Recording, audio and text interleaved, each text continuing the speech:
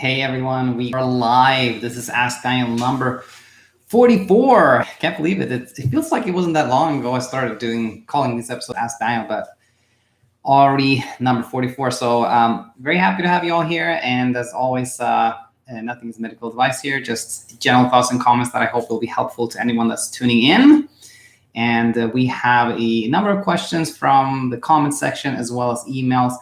And as I've been very happy lately because I've been able to actually start every episode with something encouraging, and we have again the opportunity to do that today. So I want to read an email from Jane. It's actually anonymous, but Jane sent a question 5 days ago, which I answered here on the channel, and let's read it together. And there's a lot of very important things that are encouraging in this email. It came in, let's say, 3 days ago. Hi, Daniel. Thanks so much for your response email to my email.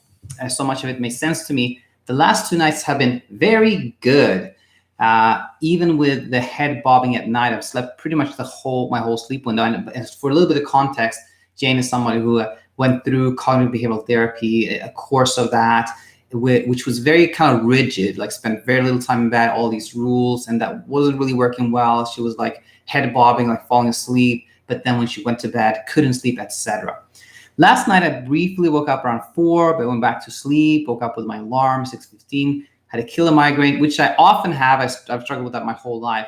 So I just couldn't get out of bed. I fell asleep until 7:30. I totally understand that this extra sleep may affect my sleep tonight, but I know I can handle it. So many other things you said about the rigidity of the sleep window. And for those of you new here, sleep window is when you decide to spend a certain amount of time, not more than that, in bed to make sure that you're sleeping when you go to bed. And it's an important step away from trying to sleep as well. Now, so many other things you said about the rigidity of the sleep window and even allowing myself to just read in bed made sense, which my sleep coach has said I shouldn't do. I know you said getting out of bed after 15 to 20 minutes makes you watch the clock too much, but my sleep counselor said I'm not to watch the clock, just do a series of breathing exercises. And if I'm not asleep, then it's probably about the time to go back to leave the bed. But again, that's just a sleep effort. Sleep effort is when you're trying to make yourself sleep. And those breathing exercises that people do often can be a sleep effort. You're kind of trying to make yourself sleep, which always backfires. And the sleep diary I do is an app, and so detailed of everything I do, from exercise to caffeine to alcohol, etc. My sleep counselor doesn't recommend increasing the sleep window until I have 7 days of 85% sleep efficiency or higher every time I get a really low score. It would stress me out knowing it would bring my average down. This is the problem with this, like focusing on these rules and regulations. Sleep efficiency, by the way, for everyone, is the amount of time in bed that you spend sleeping. So if you spend 8 hours in bed and then you sleep 4 of those, your sleep efficiency is 50%, and it's considered to have a good sleep efficiency is considered 85%. So in this program, they were really going for that 85% number, which caused a lot of preoccupation and stress. Another thing you responded to in another email from someone else was about coffee. Now I don't drink coffee and very little tea, but I've pretty much given that up completely, as well as Coke, which I love. The other thing my sleep coach recommends is staying away from even one alcoholic drink, weighing the short-term pleasure with the long-term effect. Now, I'm not a big drinker at all, but I enjoy a cocktail or maybe 2 on the weekend with friends and family, but I've denied myself this as well. Actually, my husband will make me a teeny tiny drink in a shot glass so I can feel part of the group, smiling. All these things I have given up for insomnia, and I think it's time to take back some of the things I enjoy. The email about a person that was worried that when she went on holidays, that's so completely me. We're supposed to go to Mexico, well, right now, but it doesn't happen. But I was already worrying at Christmas, how would I sleep and how would I feel lousy if I couldn't sleep? I know I'm not there yet, and I will have many more sleepless nights or little sleep nights, but I think I'm starting to see that even on those lousy nights, I can function and even enjoy myself, and hopefully with time, I will get more consistent sleep. I think this is very encouraging. And if you're here listening, Jane, I think I have really nothing to comment on here, but that I'm super glad. A lot of insight here. I think you're on the right track. And for everyone out there, some real take-home messages here is like, when you're giving up things like coffee, tea, Coke, alcohol to protect sleep, insomnia takes a bigger part of your life, you know? It never gives up. Like if you start, it's kind of like negotiating with a terrorist. Like if you give them a little thing, they want more. If you give them this thing, they want more. It never ends. So the best thing to do is don't give anything up because you want to protect sleep. It may go against what your kind of like what your brain is telling you to do, but that is the way. Don't give an inch to insomnia. That's an important one. Rules and regulations are not good. Rules of thumb are good, like try to get up about the same time every morning. Don't spend too much time in bed. All that stuff is important, but like the strict rules, numbers, etc., they are not the way. Jane, thanks so much for sharing this. It really, really is important that we have, good news here to share. That's super important. So with that said, I think we're going to actually move into the comment section. Oh, we have Lionel is here. Cool. So happy you have me here. You have you here, and we have a question. Benjamin Malka, I've got some insomnia. It was pretty bad. I got a puppy. I was so busy throughout the day, so I would sleep like a baby. But the last couple of days, it's been coming back where I struggle. Any suggestion? Yeah, Benjamin, thanks for this live question. I want to say this, that it sounds like you had some trouble sleeping, got the puppy, was busy throughout the day, and then you would sleep like a baby, but last couple of days, it's been coming back.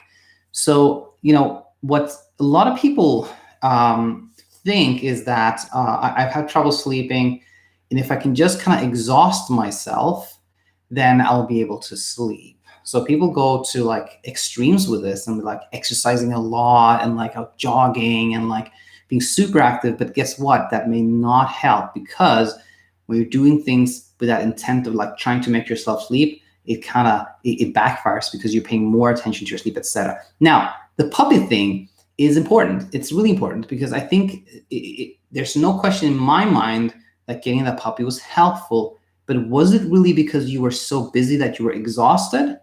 Or was it that you were distracted? There was something new going on, something different, something enjoyable. You weren't really thinking about sleep. Your attention had shifted.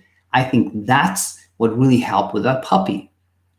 And that is a really important take-home point, because if you do things with the intent of sleeping, that backfires. But if you do things like getting a puppy or go whale watching or start synchronized diving or play the trombone or something that's new and different that you do just for the enjoyment of it, just because you're seeking pleasure, that takes your mind off sleep, that really helps. So that's kind of the thinking here that I think is really helpful for hopefully for you, Benjamin, and anyone else out there as well.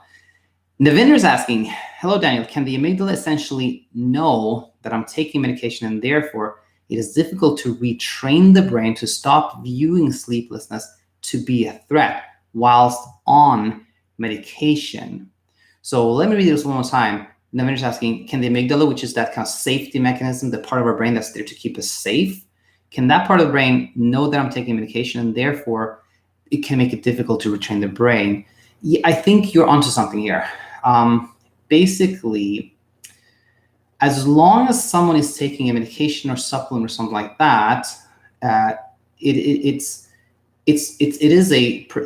an effort to preserve sleep. Meaning, if you are jogging, every day, that could be either like you could jog because you love it and that's exercise that you enjoy and that's perfect. It keeps you from thinking about sleep. Or jogging could be an effort. It could be like, I'm jogging so I can sleep more. It could be both. But when it comes to medications and supplements for sleep, there is no other reason we take them. The only reason you take those is to kind of make yourself sleep.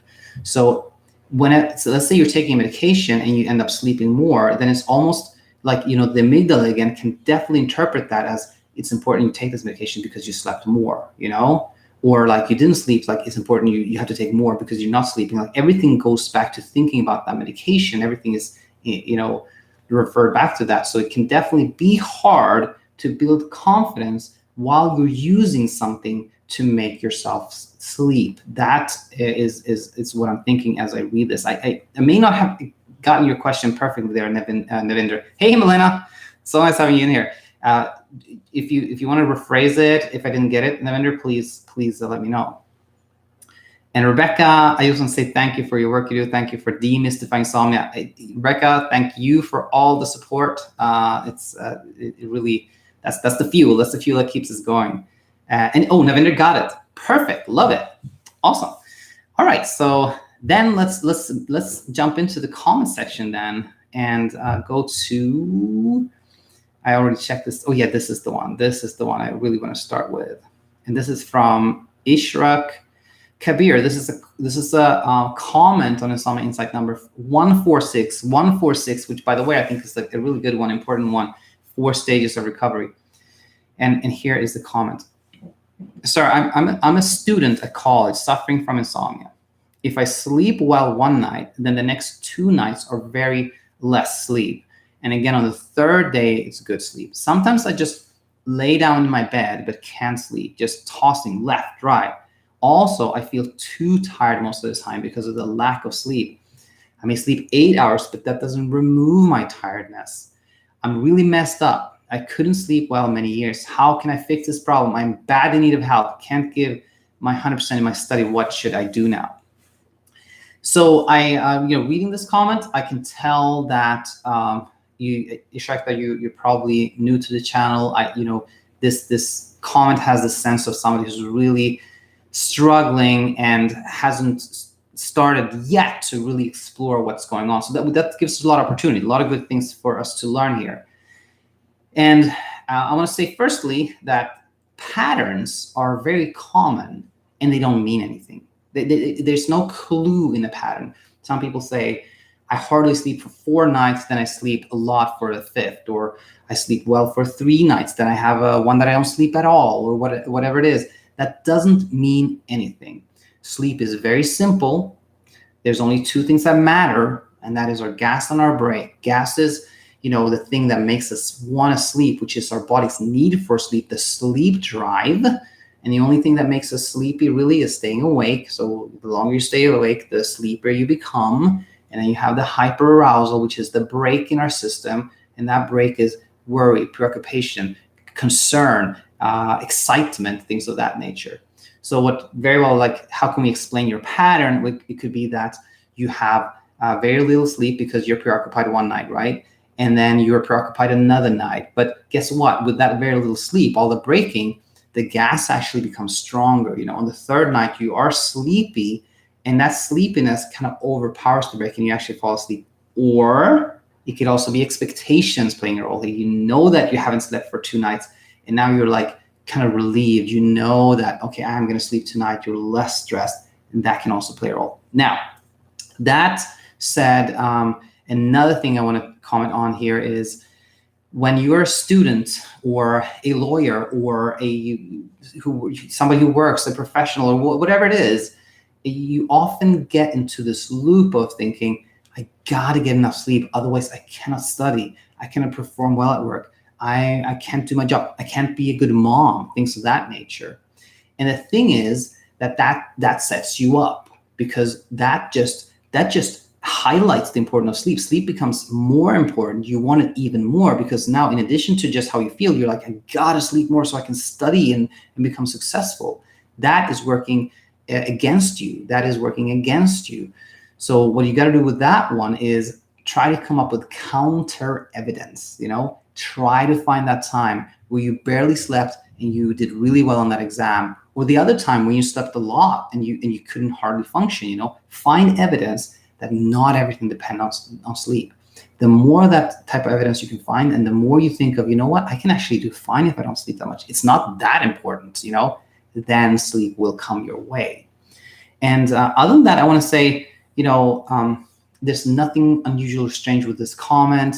Very, very common things going on here. So I want to say just explore the channel more, learn more, and you'll be on your way. And if additional thoughts, questions come up, please post them here. So let's see. With that said, we are gonna go back to our live questions here, and we have Malena here saying, Daniel, I read the book, The Effortless Sleep Method. Can you clarify why is Sasha Stevens so against sleep restriction? Oh, that's a good one. Love this question. Oh my gosh. For anyone who hasn't heard about it, this is my favorite book. This is my all-time favorite book. I think it's brilliant. But there's one kind of weird thing going on in this book, and that is that the author is like super anti CBTi, cognitive behavioral therapy for insomnia. Specifically, she's very anti-sleep restriction. There's so much that's interesting here. Now, when you read the book, everything she talks about really is what I would consider CBTi. It's like education.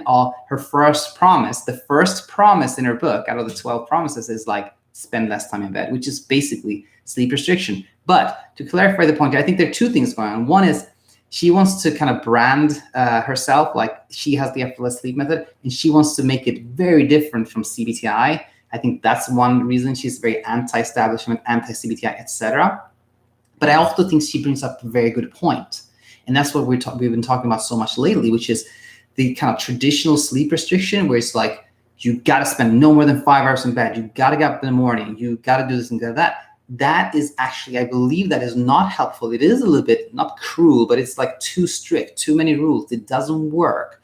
So in that sense, I agree with her. And I'm drifting actually more and more towards her way of thinking of sleep restriction as something gentle, like spend a little bit less time in bed, but don't do it to the extreme. And the important thing, which I think she hasn't actually made this point, I think I'm proud of making this point myself here, is that spending less time in bed is not so much about building sleep drive, which I thought in the beginning, but it's more about like just trying less to sleep, spend a little bit less time in bed, try less to sleep. But I think that is why she's so against that, Malena, definitely.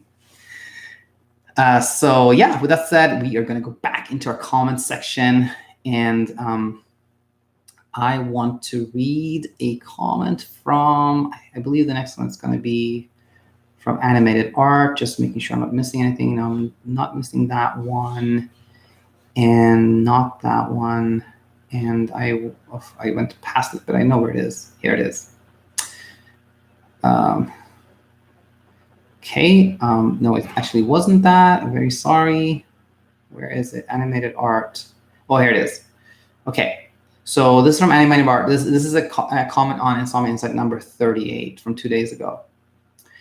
You probably talk about what I'm about to ask in the following videos, but I really feel a need to hear your thoughts about it now. From this video, number 38, I reckon that I have psychophysiological insomnia triggered by the lockdown, but some of my fears are still not letting go. I will try to explain. It all started a little more than 4 weeks ago when I had one really bad night. I basically kept tossing myself in bed from 1 a.m. to 6 a.m., possibly not sleeping at all. During that night, I felt warm, uneasy, as if my whole body was tingling. It came upon me out of nowhere. Sure, my sleep schedule had changed from around 11:30 to 7:30 up to 00:45 to 9 a.m. the past weeks, but I settled at these new hours just fine. I was wondering if it was possible for someone to go from sleeping as usual to not sleeping an entire night for no apparent reason. Since I was so shocked, I remember the documentary I saw 5 years ago about that thing called sporadic fatal insomnia, a sickness that keeps you from sleeping until you die from exhaustion. Then since I remember that, I Googled it, worst idea ever, and I can't unsee what I saw. I thought to myself, oh, look, those symptoms clearly could apply to you. And from there, even though I know that it's very unlikely to have this, so many other things can explain it. The lockdown, boredom, the fact that I usually am very active and busy, and now I feel like a caged bird, stress, etc. Little voice kept saying, it may be rare, but what if? The first week after the triggering night and the Googling, I had real trouble falling asleep, probably tossing for 2 to 4 hours. The second week got even worse. Not only was I beginning to get really frightened in my bed, I'm gonna go a little faster here. The third week was miserable. Today I'm starting to let go a bit, but what is troubling me is that I feel like I lie down and just like, this paradoxical insomnia, I feel like I never fall asleep. My mother said I shouldn't look up anything on the internet, seeing the disaster of my first search, but I feel better since reading other people's experiences and watching your videos. That's great. So I guess my questions really are, number one, can an insomnia come from a single sleepless night? And can it be caused by thinking you can die from it? I still feel a discomfort when swallowing, and sometimes a discomfort in my throat without any visible sign. This is normal. It's my agitation. All right. So I think there were a lot of important things here from Animated Art. And firstly, it is just a few quick clarifications here. Psychophysiological insomnia, that's basically what I talk about when I mean insomnia. Generally speaking, that is insomnia. That just means like something happened and then you have this psychological reaction to what happened, and now that drives the insomnia. Paradoxical insomnia, which is mentioned here, is basically just a different experience of insomnia. Everybody who has insomnia, virtually anyway, does does to some degree underestimate how much they sleep. And with paradoxical insomnia, that's just more pronounced. Nothing else is mysterious or strange about these words. Now, the story here is a very, very common one, that there wasn't really much going on. Some people know like that was the trigger, but this is also common that there were some changes. There were some changes in the sleep pattern. It is the lockdown, a little bit worried about it. You have more time to yourself, etc. And you know what? You have more bandwidth. You can pay attention to all kinds of things. And it could be like your sleep is a little off one night, and then your brain is going to that radar mode of like, what's going on? And then the brain kind of monitoring your sleep now kicks you into like a real total sleepless night. And now the brain is like in full all out fight and flight, looking for the threat, which is sleeplessness, which is a perceived threat. It's kind of confused in there, the brain. And now you have insomnia. So insomnia can definitely start from one sleepless night, but the reason is that your brain has identified sleeplessness as a threat. No surprises there, and you've already seen here that searching for the answer, Googling, etc., not a good idea. It's not helpful in any way. But that said, actually, let's just jump to these questions, because I think the other things we've covered quite a bit. So can insomnia come from a sleepless night? Yes, definitely. I still feel a discomfort when swallowing, and sometimes a discomfort in my throat. Is this normal? Should I see my doctor? Well, anyone, if you're concerned about your health, for sure, see your doctor. But that said, there are a lot of things that kind of come with insomnia. Or really, it's not the insomnia that causes these things, but it's rather the root for the insomnia is hyperarousal, where you're in this kind of hyper alert, super aware state. Your emotional state is heightened. That causes trouble sleeping. But also, guess what? It emphasizes anything you feel. A little tingle, whoa, becomes a great thing. Pain becomes more pronounced. Swallowing can feel weird. Tinnitus, all kind of things get just stronger with that hyperarousal. And again, it's tempting to go into the loop of like, why am I feeling these tinglings? Why am I kind of jerky? What's going on? But that just makes it worse because you pay more attention to it. So the key with everything is like, let go, try less, stop Googling, etc., more Zen, etc. And when that hyperarousal goes away, everything becomes better. So that was an important comment I wanted to read. And actually, I want to read a follow-up one that came in from Animated Art again. And this is a comment on Insomnia Insight number 7. Here it is. I started bedtime restriction, going to bed at midnight or so, getting up at 6. I distracted myself watching Netflix, and I fell asleep really fast after going to bed around midnight. I slept at least until the sun started to go up. Even though it was probably still a short time, I felt the most rested and had only minor anxiety thanks to the knowledge I acquired from your channel. That's amazing. I'm so happy to read that one. Super happy. So well done, Animated Art. Very well done. And I think that was it from the comment section, actually. And going back to live here, Malena says, Daniel, you have a new name. Daniel the Sleep Genius. Thank you. Thank you. It's a lot to live up to there, but I'll definitely try my best. Okay.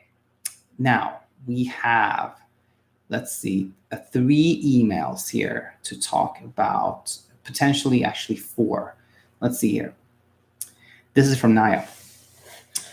I suffer from insomnia since 3 months now, and it's only becoming worse. I always have a few sleepless nights per week. I don't nap. I don't sleep during the day. I exercise, and somehow I never feel sleepy or tired. When I do feel sleepy, it's always when I'm watching TV in the evening, but whenever I try to let myself go, I get wakened by hypnic jerks. When I decide to go to bed, I'm wide awake again. When I sleep, it's always very fragmented. I experience onset and maintenance insomnia. I'm lucky if I get 2 hours in one night. I feel like something's wrong with me. Even with so little sleep, I should not always feel in shape after countless sleepless nights. A couple of weeks ago, I did have paradoxical insomnia, but somehow it transformed into real insomnia. I even tried to not let the pressure of sleeping win over me, but in the end, it didn't work.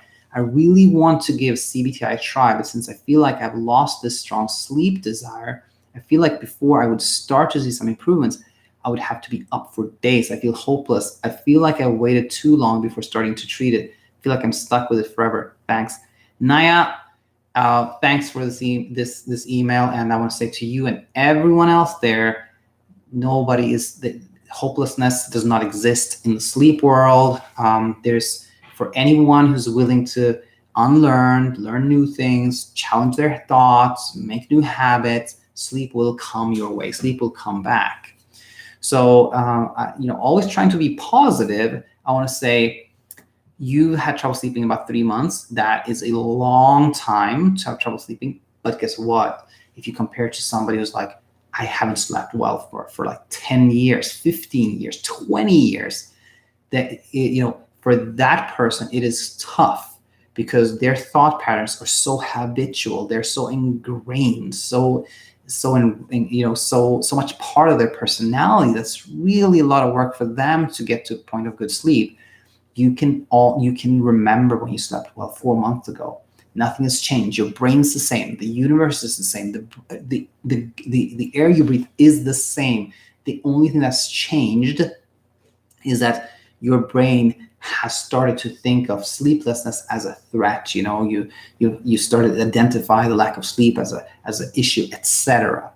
Now, one thing I want to recommend you to do, Naya, is go into the playlist that is in the description here and look for the success stories, and look for a story about Ellen, E-L-E-N, Ellen, because she had something very similar going on, meaning she had this thing that is very common, by the way, when you're like, I'm sleeping almost nothing and I still function during the day. This is so bizarre. What's going on with me, And that can definitely lead you to think, well, if I'm supposed to spend less time in bed so I feel kind of more sleepy and sleep more, how's that going to work? I have to spend like 2 hours in bed. But no, that's not the case. That thing where you're like hardly sleeping at all, and yet you're like, how can I be awake? How can I function? That is hyperarousal. Hyperarousal, that's the same thing that causes jerks and tinglings and twitches and paradoxical insomnia and vivid dreams, and all that stuff is because of hyperarousal. And Ellen, it took her a while. It took her actually several weeks, but she started realizing that, guess what? I didn't think I was that stressed. She said, I didn't think I was hyperaroused, but now after a couple of weeks, I realized I was really preoccupied and hyperaroused. And when that hyperarousal started to come down, she started sleeping much better again. So check that one out. Now, I wanted to comment on a couple of more things. I never feel sleepy or tired. We talked about that. When I do feel sleepy, it's always when I'm watching TV in the evening. Classic. This is classic. So common. One of the most common things I hear. I'm watching TV and I feel sleepy, but whenever I try to let myself go, I get woken up. And that is really because of the basic sleep thing here.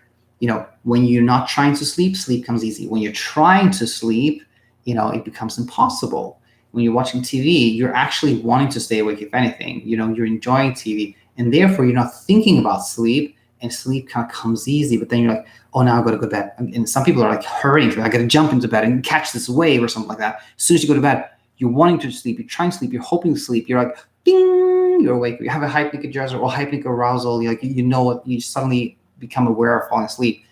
That is so common. Again, hyperarousal. So I think, you can, for anyone out there, this channel is a DIY channel. Like, you could yourself just, educate yourself, listen to these videos and start spending a little bit less time in bed. Nothing extreme. You can just get up the same time every morning, spend maybe 6-7 hours in bed, something like that, and do that as an act of like, I'm not trying to sleep anymore. I'm not pursuing sleep. And here you're not, you're not napping or anything like that. That's perfect. And I think that, for someone like yourself that is really estimating very little sleep and not already at baseline, not spending too much time in bed, I think the key actually becomes like understanding insomnia and then shifting attention, going for those things in life you enjoy and seek pleasure in, and like shift your attention. That could be when the hyperarousal really starts coming down. And so yeah, that's it. If you do want to get more work with someone, I always talk about my good friend and colleague Martin Reed, insomniacoach.com. He's really good. You can go to bedtime with the Y, bedtime.co, and leave your email there. And as soon as my app, Bedtime, is ready, you'll get a notification and you can work with me. And there's a great curriculum there as well. And also the sleepcoachschool.com, you can check out the self-coaching webinar, see if that's for you as well. That course is going to start soon too. So Naya, hang in there. Any more questions come up, please let me know. And we'll check in here. Live questions. Rebecca, I was wondering what's your advice for parents with kids who don't want to sleep? I feel like many kids see bedtime as a battle. It's a good one. That is a good one. So remember we talked about the gas and brake model before? Zoltan is in the house. I'm good. Nice seeing you there. The gas and brake model again. Sleep drive is like the gas in our system, and hyperarousal is the brake. Now, the thing with kids is that if you have a kid that is less than, I'm going to say like less than 11, like a 10-year-old, a 9-year-old, 8-year-old, etc., it is really like, for the most part, at that age, there isn't really much brake going on. There isn't much like hyperarousal, worry, nervousness, anxiety. It is rather like it's all a gas problem, meaning you never hear somebody say, like you often hear this one, like, my toddler fights sleep, or like but that's very subjective. We don't really know what the toddler feels, but a lot of parents are going like, my 5-year-old, he just doesn't want to sleep. Like at 9:30, he just wants to play, which is really the opposite of insomnia. Like that 5-year-old actually wants to stay awake, right? He doesn't want to sleep. He's not struggling at all. And that's the sign again that it's no hyperarousal going on. It's all gas. It's a gas problem. So usually for like a 3 to 10-year-old is actually very easy to help, because it's simply a matter of going to bed a little later, going up earlier, and not snapping their day. That is it's actually very, very straightforward. It can be a hard sell to parents, because the parents are the ones who are like, you got to get more sleep, you got to get to bed earlier, you got to avoid electronics, you got to do these things. So when I tell parents like, I think you should put them to bed like a half an hour later or an hour later, they go like, what? Are you insane? But if they commit to it, it goes really, really well. So that's the one for smaller kids. That is really helpful. And then we have here, Malena is live and says, to totally detach myself from how I'm going to sleep today has helped me each day not to worry and fall asleep quicker. That makes sense. Yeah, that's a super important wife. I said the word wife just because Zoltan wrote about a wife, but that's super important. And the way you express it too, like if you can detach yourself from the night to night sleep, meaning if I sleep well tonight or not, doesn't matter. I'm going to do fine tomorrow, no matter what. I'm detached from that outcome, but still completely expect that in the long term, I'm going to sleep fantastic. That is the way. That helps a lot. That's great, Malia. Thanks for sharing that one. Zoltan says, my wife has a mild case of RLS. It comes and goes. What should she do if it comes? Oh, that's something like, talk to your doctor about that one. But RLS, restless leg syndrome, general thoughts about that one is that like many things in life, when we are stressed, preoccupied, worried, etc., we have more of it. So, if there's also insomnia in the picture, then doing all the things I talk about is helpful. I think if someone has RLS, if I see someone in my clinic that has RLS and they're not particularly troubled by it, then I say, it's not harmful. If it happens here and there, then we don't have to treat it. Iron supplementation can be helpful. There are medications as well, but those are the ones. What else was I going to think? There was something else I was thinking about.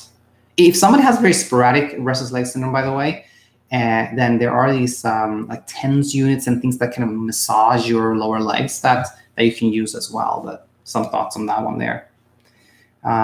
Okay, so where were we? Oh yeah, we talked about Naya, and then I wanted to say there's somebody else that wrote an email that was, that I promised I would say something about that, but somebody that didn't want to share their name, but was really concerned that they have a prion disease, maybe sporadic fatal insomnia, things like that. It was very frustrated that nobody's giving them attention, nobody listens, nobody understands, nobody's willing to like really work them up, etc.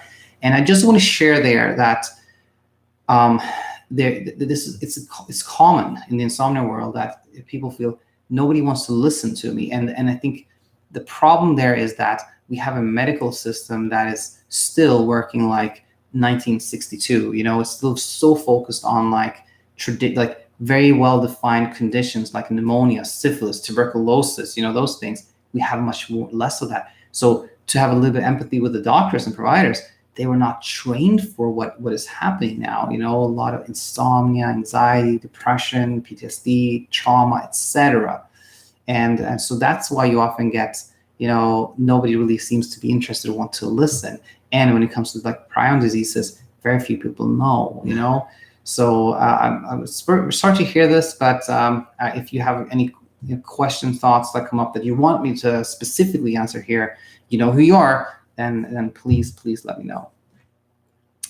And with that said, let's move on here to a question that came in just 22 hours ago. And it goes like this. Hey, my name's Abbey. I've been watching your videos and I'm hoping you can help me because I feel like I'm on the edge of a ledge here. I don't know what else to do. I have severe anxiety. I've never really had to manage it before because the problem I stressed out about usually went away, but now I stress about sleep all the time. I had one night smoking marijuana and I got into such an anxious state of mind that I couldn't sleep. And that went into a few days and now months. I spent all day anxious over not sleeping, always thinking about it and stressing, which leads me to nights of little to no sleep. I'm seeing a psychologist who's having me journal, and I've been doing that for weeks, and it doesn't seem to help me with my anxiety because I'm anxious all the time still. I used to sleep perfectly fine before this, but now it's taken over my life, including my relationship and work. I know I have to break the cycle, but I just don't know how. I feel like I'm stuck like this forever. Can you please help me? Well, Abbey, thanks for reaching out. And I think, I'm always trying to be optimistic. And one thing is, that anxiety is driving your insomnia. That may not seem like much, but it is a foundation. It is a foundation. Sometimes you hear people that are completely bewildered and are not willing or able to see that it is anxiety that's driving your insomnia. It's harder for them. They're actually a step further away from getting to a place of good sleep than you are, Abbey, because you understand that anxiety is driving it. Now, I want to say that when it comes to being obsessed about sleep, what really is happening is that your brain is really worried about not getting enough sleep, sleep loss. That is the big threat for your brain.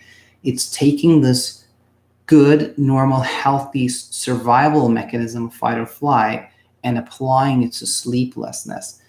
And now the way to get past it, and what I always talk about in one shape or another here on the channel, is to start like retraining your brain, to start saying to your brain like, hey, sleeping little is not a threat. It is okay. It's like that child again, that little child who's afraid of the dark, saying like, hey, there's nothing in the closet. We can turn on the light and take a look. You don't have to worry. Like, calm it down. Just calm it down. And how do you do that real practically?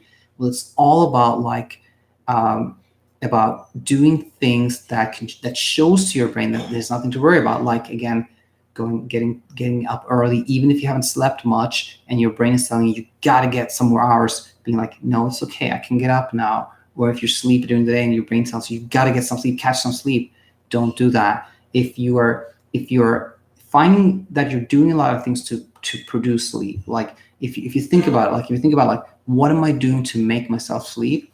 Am I taking the supplement? Am I going to bed early? Am I doing these soothing sounds? Am I meditating? Am I doing yoga? Am I doing it?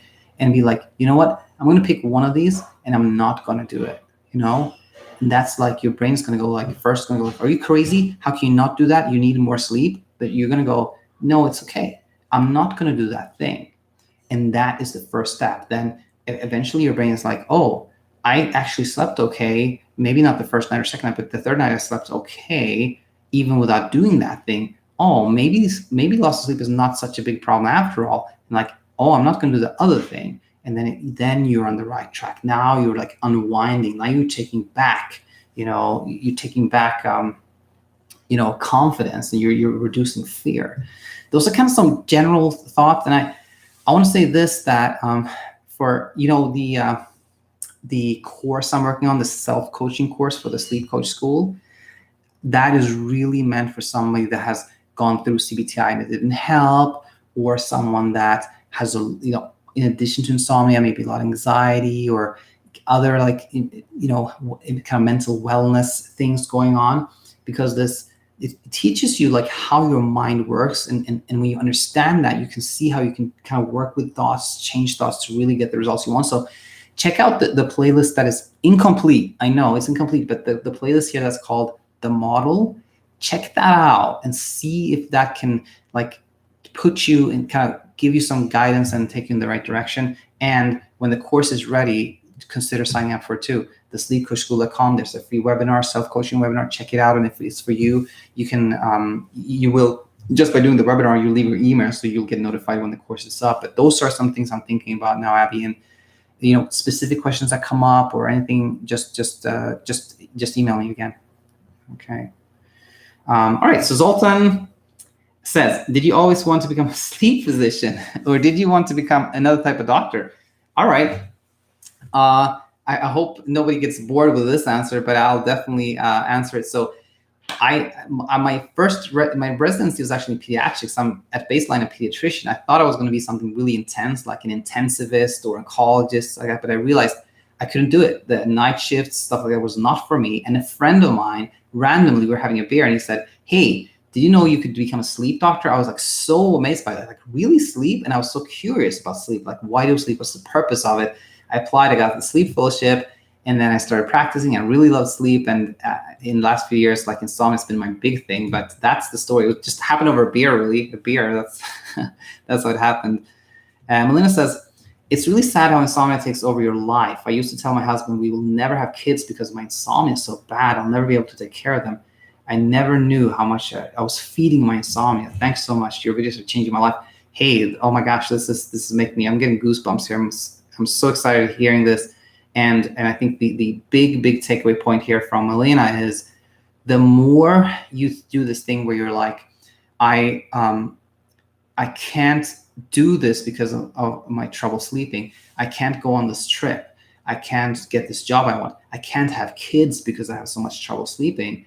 What you're doing is you're building so much pressure. Like, everything hinges upon that. The job, your friendships, your relationships. If you have kids, all that hinges upon sleep. And that makes it impossible to sleep. So yeah, Malena, that's I'm so glad you found this channel and that you're sharing and everything. That means the world, really.